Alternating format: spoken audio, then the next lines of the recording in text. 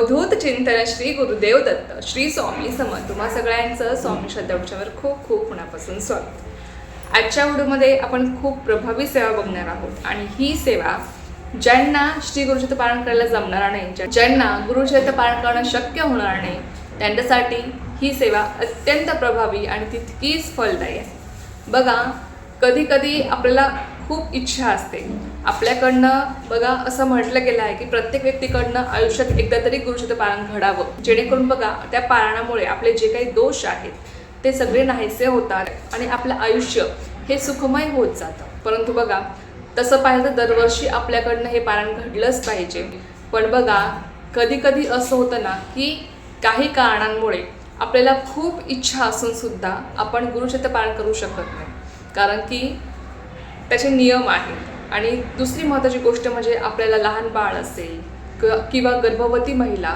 ज्यांना दुसरा तिसरा चौथा महिना सुरू आहे, ज्यांना हे पारायण करण्याची इच्छा आहे परंतु काही कारणांमुळे ते शक्य होत नाही, त्यांना ते नियम पाळणं शक्य होत नाही, किंवा तुमचा जॉब असेल किंवा अन्य कुठल्याही कारणामुळे तुम्हाला जर ते पारायण करणं शक्य होणार नसेल, ते नियम पाळणं शक्य होणार नसेल, तर त्यांच्यासाठी संक्षिप्त श्री गुरुचरित्र पारायण ही एक खूप प्रभावी सेवा आणि तुम्हाला या सेवेमुळे गुरुचरित्र पारायणाचंच फळ मिळणार आहे।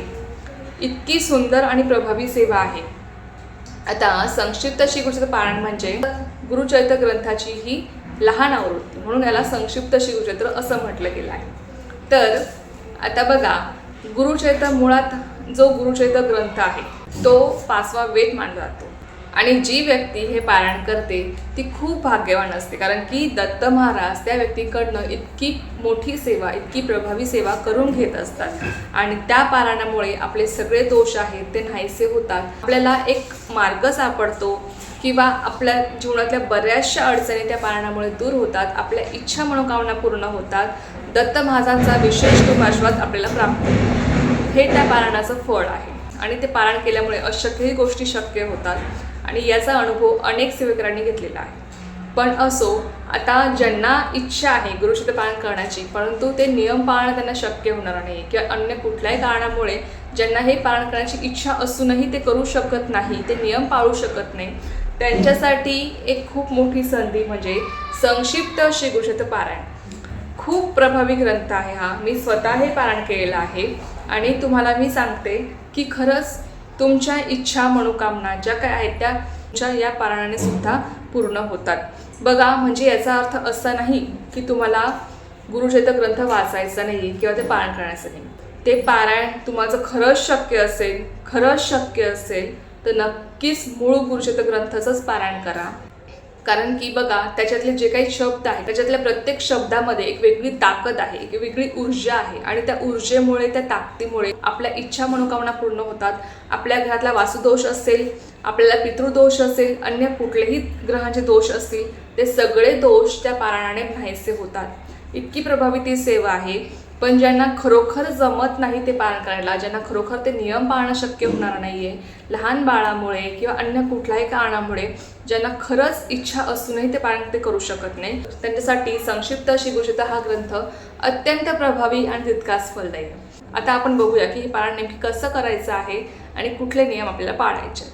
बघा, हे पारायण करताना आपल्याला फार नियम नाहीत, जसे गुरुचरित्र ग्रंथाला नियम आहेत तसे या पारायणाला नियम नाही। या पारायणाला फक्त 2 ते 3 नियम आहेत आणि ते पाळून आपल्याला हे पारायण करायचं आहे। आता कुठलीही सेवा करायची म्हटली की आपल्याला ते 2 ते 3 नियम पाळणं गरजेचं असतं। तर बघा, सगळ्यात प्रथम तर हा ग्रंथ वाचताना तुम्हाला काय करायचं आहे, अर्थात 9 एप्रिल ते 15 एप्रिल हा आपला सप्ताह काळ असणार आहे। तुम्ही या सप्ताह काळामध्ये रोज तुम्ही हा ग्रंथ वाचू शकता, रोज तुम्ही या ग्रंथाचं पारायण करू शकता।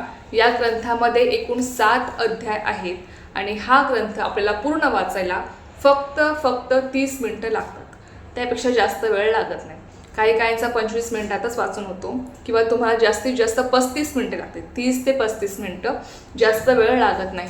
फक्त अर्ध्या तासामध्ये आपला हा ग्रंथ संपूर्ण वाचून होतो। या ग्रंथामध्ये 7 अध्याय आहेत आणि अगदी छोटे छोटे अध्याय आहेत।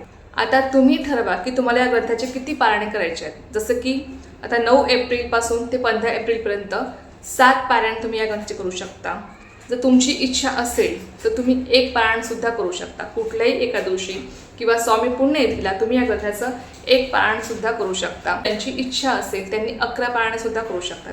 आणि या ग्रंथामध्ये पण असं दिलेलं आहे की जो कोणी व्यक्ती या ग्रंथाचे 11 पारायणे पूर्ण करतो त्याच्या इच्छा दत्त महाराज पूर्ण करतात. दत्त महाराजांचा विशेष कृपाश्वास त्याला लाभत असतो. त्यामुळे जर तुम्हाला शक्य असेल 11 पारायणे करणं या ग्रंथाची तर नक्कीच करण्याचा प्रयत्न करा. नाही शक्य तर 7 पारायणे करा, 5 करा, 3 पारायणे करा किंवा 1 तरी करण्याचा प्रयत्न करा, जेणेकरून तुम्हाला गुरुचरित्र पारायणाचं फळ मिळणार आहे. लक्षात घ्या.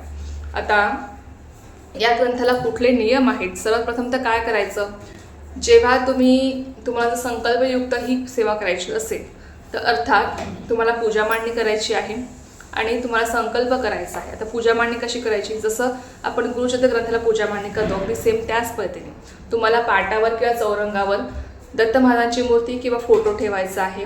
दत्त महाराजांची मूर्ती नसेल तर आपल्या स्वामींची मूर्ती किंवा फोटो तुम्हाला ठेवायचा आहे. दिवा प्रज्वलित करायचा आहे. त्याचबरोबर तुम्हाला हा ग्रंथ ते ठेवायचा आहे. तुम्ही श्रीफळ ठेवू शकता आणि तुम्हाला संकल्प करायचा आहे. तुम्ही या ग्रंथाची किती पारायणे करणार आहात तसा तुम्हाला संकल्प सोडायचा आहे आणि तुम्हाला महाराजांना सांगायचं आहे की महाराज मी या ग्रंथाचे 7 पारायणे करेन किंवा 11 पारायणे करेन. तुमची जी काही इच्छा आहे तुम्हाला महाराजांना सांगायची आहे आणि तुम्ही किती पारायणे करणार आहात हे सुद्धा तुम्हाला महाराजांना सांगायचं आहे.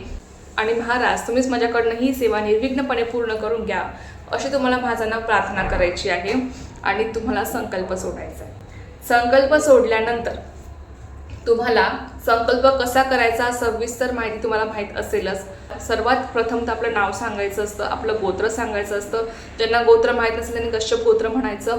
मी स्वामींची सेवेकरी आहे आणि तुमची इच्छा सांगून तुम्ही या ग्रंथाची किती पारायणे करणार आहात तेवढी पारायणे तुम्हाला महाराजांना बोलून दाखवायची आहेत आणि माझ्याकडनं ही सेवा महाराज तुम्हीच निर्विघ्नपणे पूर्ण करून घ्या अशी तुम्हाला प्रार्थना करून तुम्हाला संकल्प सोडायचा असतो.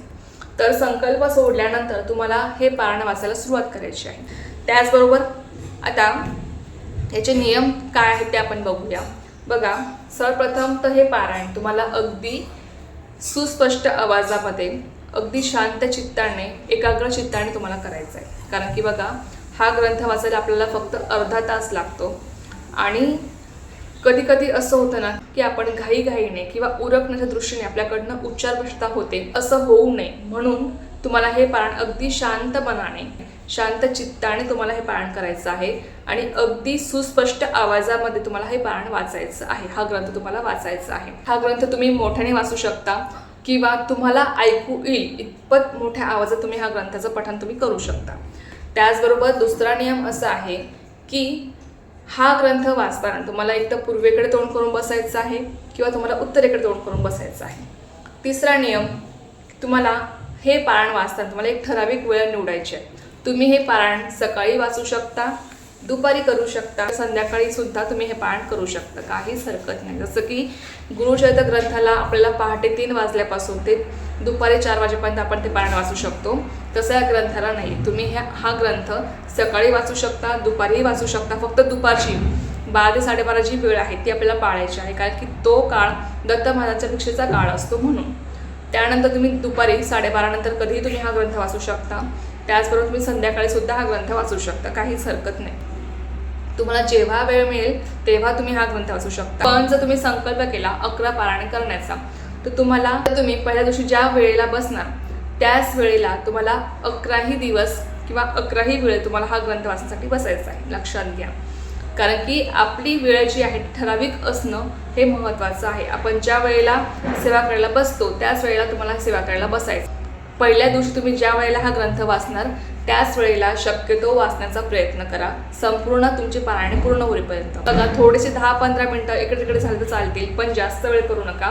शक्यतो आपली जी काही वेळ आहे ती ठराविक असणं अत्यंत महत्त्वाचं आहे. त्यानंतर जेव्हाही तुम्ही हा ग्रंथ वाचायला बसणार, हे पारायण करायला बसणार, तेव्हा तुम्हाला आधी सुचिरभूत व्हायचं आहे. सकाळी तुम्ही आंघोळ केल्या हा ग्रंथ वाचू शकता.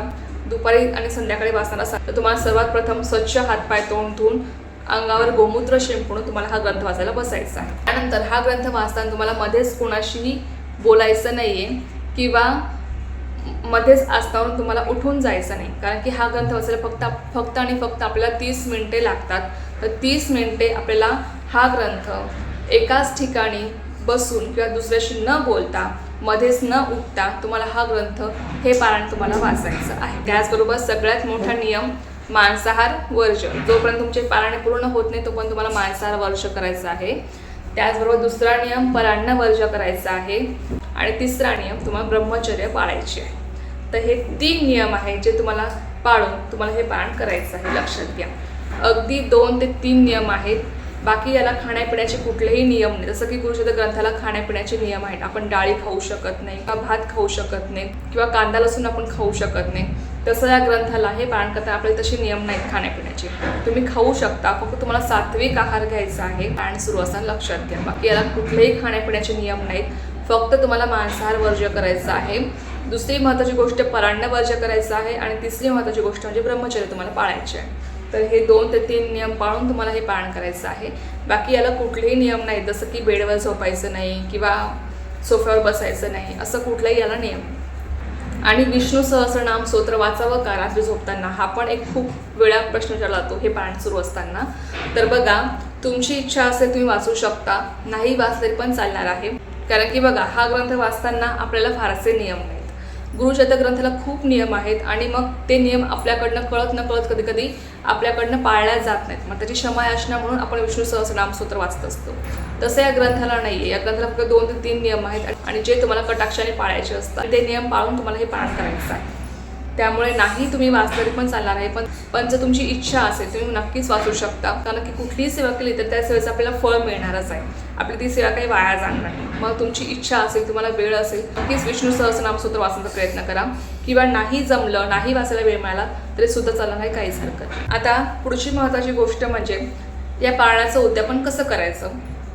तर तुम्हाला जेव्हा तुमचे पारायणे पूर्ण होतील वाचून, तुम्ही 1 पारायण करणार असाल, 11 करणार असाल किंवा 7 पारायणे करणार असाल, तुमचे ज्या दिवशी हे पारायण वाचून पूर्ण होतील त्या दिवशी तुम्हाला फक्त नैवेद्य बनवायचा आहे. जो काही तुम्ही नैवेद्य बनवणार असाल, पुरणपोळी बनवणार असाल, वरण भात भाजी चपाती तुम्ही बनवणार असाल, जो कुठला नैवेद्य तुम्ही बनवणार असाल तो नैवेद्य तुम्हाला व्यवस्थित ताटामध्ये भरून घ्यायचा आहे आणि तुम्हाला महाराजाला दाखवायचा आहे.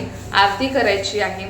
जर शक्य असेल तुम्ही एखाद्या जोडीला जीव घालू शकता, काहीच हरकत नाही. तर अगदी अशा साध्या सोप्या पण तुम्हाला हे उद्यापन करायचं आहे. फार काही मोठं नाही, फार काही अवघड नाही. तुम्हाला अजूनही यामध्ये काही प्रश्न असतील तुम्ही मला कमेंट बॉक्समध्ये विचारू शकता. तर चला, झायली सेवा मी माझ्यासाठी रुजू करते आणि आजचा व्हिडिओ तेच थांबवतो. तुम्हाला जर माहिती आवडली असेल तर व्हिडिओला लाईक, शेअर, सबस्क्राईब करायला विसरू नका. पुन्हा भेटूया अशाच एका व्हिडिओसोबत किंवा विषयासोबत. पण सर्वांना श्री स्वामी समर्थ. जय जय स्वामी समर्थ.